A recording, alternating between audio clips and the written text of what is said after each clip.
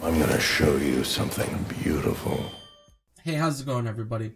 So recently, John Oliver and Dustin Hoffman got into a little bit of a debate, an argument, a heated discussion, if you will, during the Tribeca film panel on December 1st. And it was all about the sexual harassment allegations that have been brought up against Dustin Hoffman. And we're going to go through the video because there's a couple of key things that I wanted to talk about. Let's jump into it. I'm asking my agent, my publicity school, what do I do now? And they say what you can't do, or what's not a good idea to do, is that if you get into a dispute, it lengthens the argument. She comes back and says this, I say that, she says that. So he said, what you should do is just apologize. But there's a key word that's left out in the quote, as it goes around the world, at a click. Right. And that is, if I did anything that was, out of sorts, or I embarrassed her, I apologize. And the word if was important. Now it just says he apologizes. Yeah, it's actually might. I mean, the intention is the same. You said, I have the utmost respect for women and feel terrible that anything I might have done could have put her in an uncomfortable situation. I'm sorry, it's not reflective of who I am. Today. And they leave that out too. Yeah, I know. No, but that's the difference. Well, it's your statement. I mean, it's that part of it. I'm not the moral arbiter of anything. It's just it's not reflective of who I am. It's that kind of response to this stuff that pisses me off. Because it is reflective of who you were.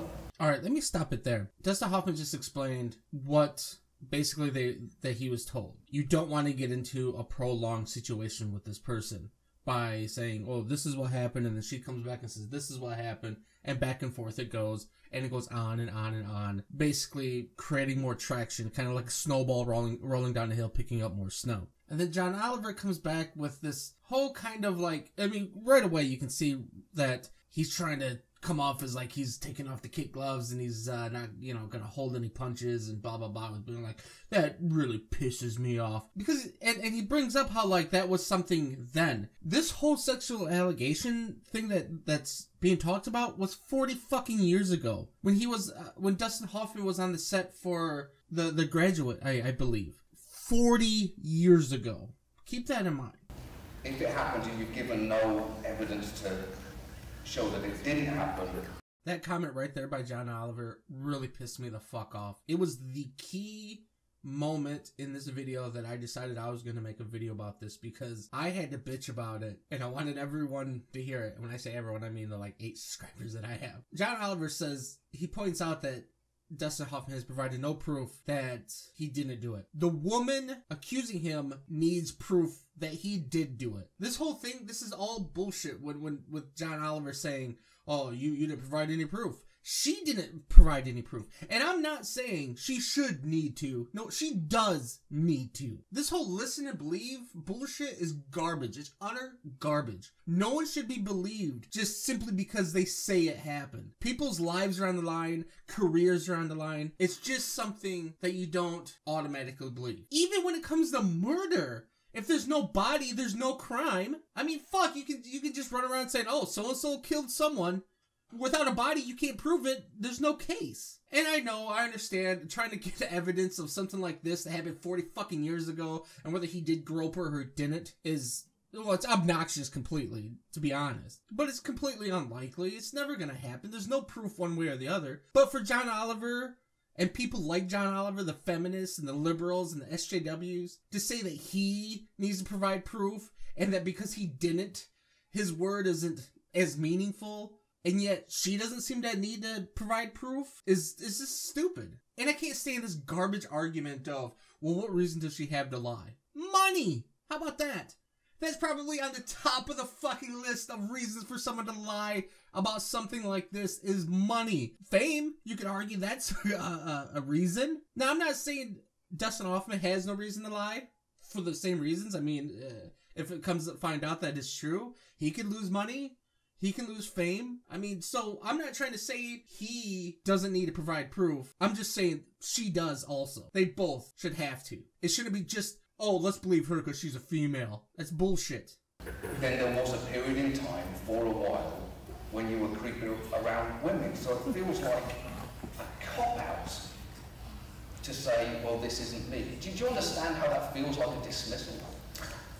It's difficult to answer that question. You weren't there. You didn't know. I'm glad.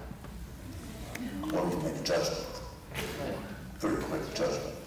John Oliver just called Dustin Hoffman a creeper. As if it's set in stone that Dustin Hoffman sexually harassed anyone. Like he was just going around creeping on women. Like some serial rapist or something. Complete fucking bullshit for him to say such a thing like that. Especially with no evidence that Dustin Hoffman did sexually harass anyone. Oh, then I love when he's like, when Dustin Hoffman's like, well, you weren't there, and John Oliver tries to act tough guy.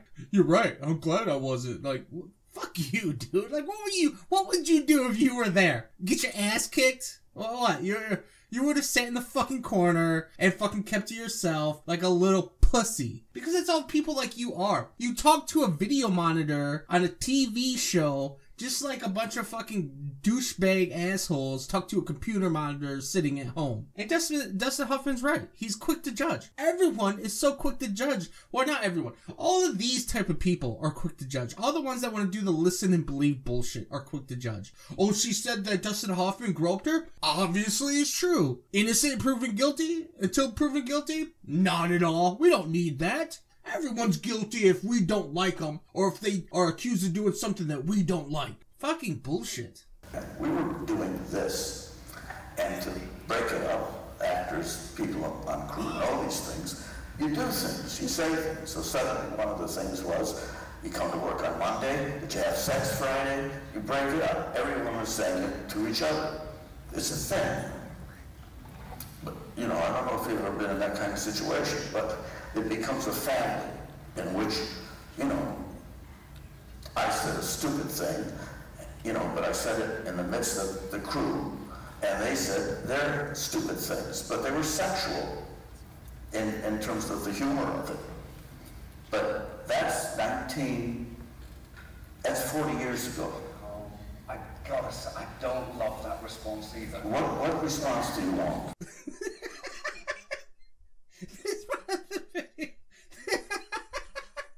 This part is just hilarious. There's a couple of things here. What a touch on.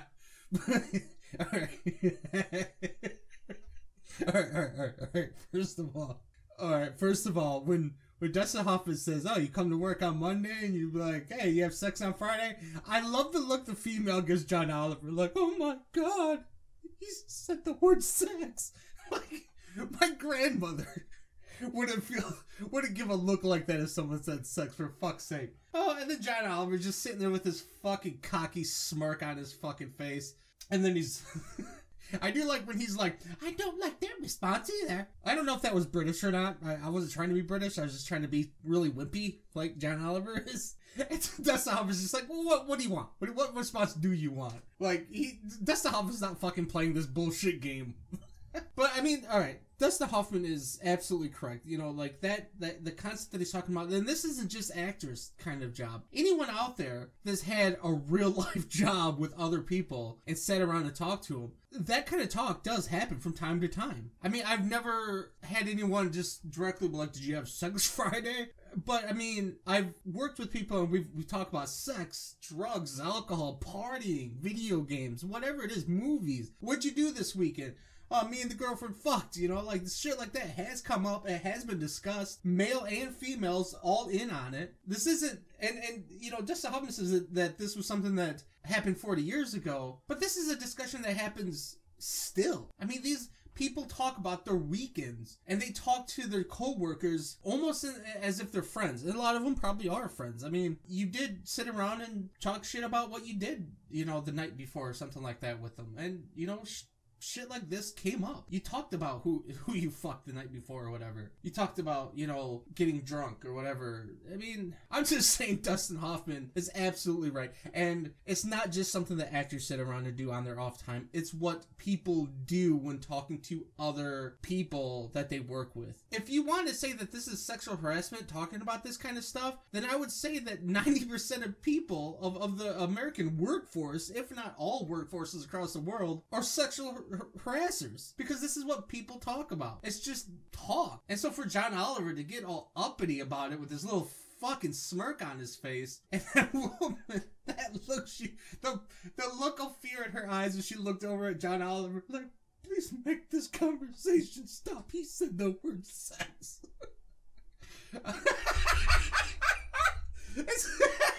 Oh God. Okay.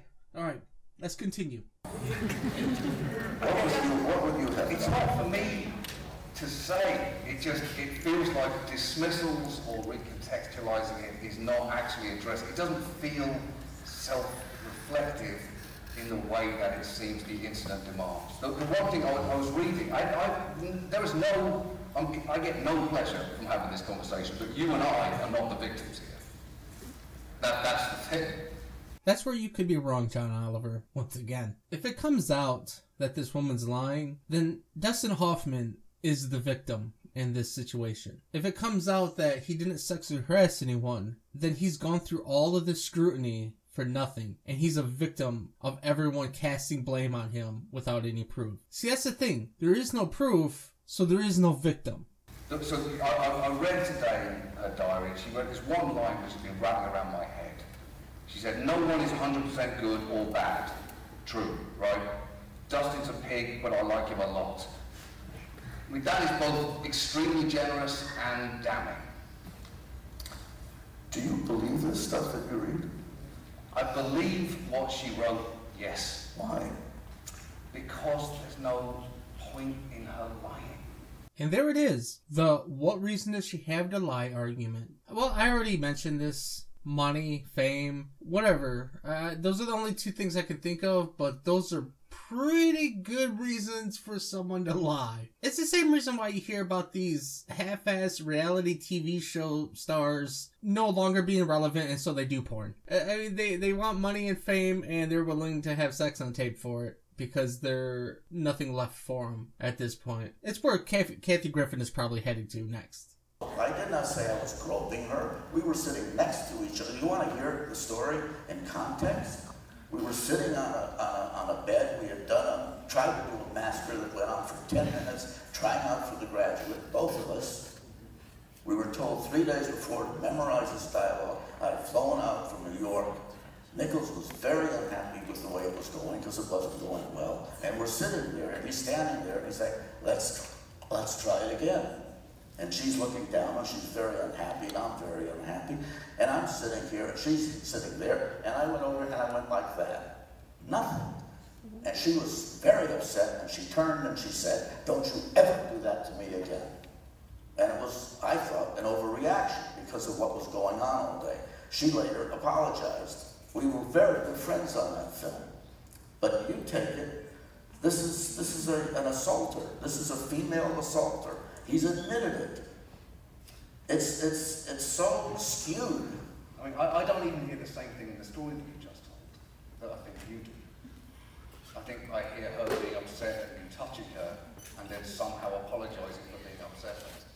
Alright, so Dustin Hoffman just told what is supposedly the actual account of this whole situation. They're upset and not happy, and Rich Shower just kind of gave her a little, well, what it looked like is a little tap, or maybe just a little grab, and they're like, hey, cheer up kind of thing, and she snapped at him. And then John Oliver's like, this isn't the same story that you, I don't hear the same story that you think you hear. I hear a girl that was upset, you touched her, and she got mad at you for it and then apologizes. Like, that's exactly the story that he just told. It's this exact story that we all heard. If what Dustin Hoffman said is absolutely the truth, then that is what happened. She overreacted, was overdramatic about it, and was right to apologize to him for it. Dustin Hoffman does make it sound over the top innocent, so I can see where there's probably a little more to it than what he said. I mean, it's like the saying goes, there's one story, the other story, and then there's the truth. Sure, there could be some wiggle room in there of what really happened, and I don't know.